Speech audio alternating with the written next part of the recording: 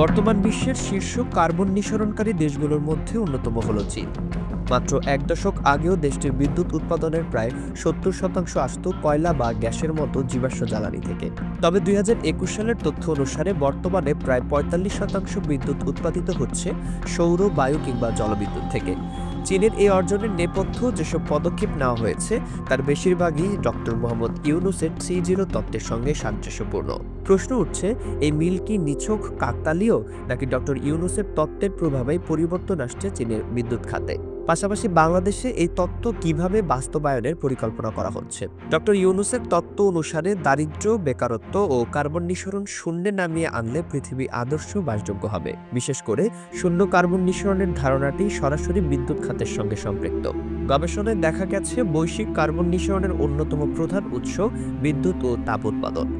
Carbon নিঃসরণের হার যত বাড়বে ততই বাড়বে গ্রিনহাউস প্রভাব, যা জলবায়ু পরিবর্তন, তাপমাত্রা বৃদ্ধি এবং সমুদ্রপৃষ্ঠের উচ্চতা বৃদ্ধির মতো নানা সংকটের কারণ হয়ে দাঁড়াবে।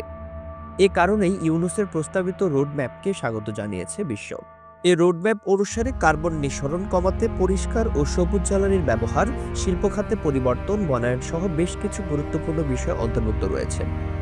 বিশ্লেষণ বলছে, চীন এই পরিকল্পনা অনুসরণ করেই ক্রমাগত কার্বন নিঃসরণের মাত্রা হ্রাস করছে। বিশ্বের অন্যতম শিল্প শক্তি হিসেবে চীনের বিদ্যুৎ উৎপাদন ক্ষমতাও বিশাল। দেশটির বিদ্যুৎ উৎপাদন প্রায় ৯ লক্ষ মেগাওয়াট, যা ক্রমশ নবায়নযোগ্য জ্বালানির দিকে ঝুঁকছে। বর্তমানে চীন সৌর প্যানেল এবং বায়ো টারবাইন উৎপাদনে বিশ্বের শীর্ষস্থানীয় দেশগুলোর একটি। ২২,০০০ মেগাওয়াটের 3 গর্জেস ড্যাম নির্মাণ করাও এর একটি বড় উদাহরণ। ইতোমধ্যে চীন ১০০টিরও বেশি কয়লা নির্ভর বিদ্যুৎ কেন্দ্র বন্ধ করে দিয়েছে। জলবায়ু পরিবর্তনের প্রভাবে সবচেয়ে বেশি ঝুঁকির মুখে রয়েছে বাংলাদেশ সহ উপকূলবর্তী দেশগুলো। সমুদ্রপৃষ্ঠের উচ্চতা বৃদ্ধির ফলে বাংলাদেশের বিস্তীর্ণ অঞ্চল তলিয়ে যাওয়ার আশঙ্কা রয়েছে। তাই যেখানে চীন সহ অন্যান্য দেশ ডক্টর ইউনূসের তত্ত্ব কাজে লাগিয়ে বিদ্যুৎ খাতে আমূল পরিবর্তন আনছে, সেখানে বাংলাদেশও পিছিয়ে থাকলে চলবে না। বাংলাদেশও এই রোডম্যাপ অনুসরণ করে এগিয়ে যাচ্ছে। নেপাল থেকে জলবিদ্যুৎ আমদানি তার অন্যতম দৃষ্টান্ত। পাশাপাশি সৌর বিদ্যুতের প্রসার ঘটাতে সম্প্রতি বাংলাদেশের সঙ্গে চীনা প্রতিষ্ঠান সোনারড্যান্ট লংগির চুক্তি হয়েছে।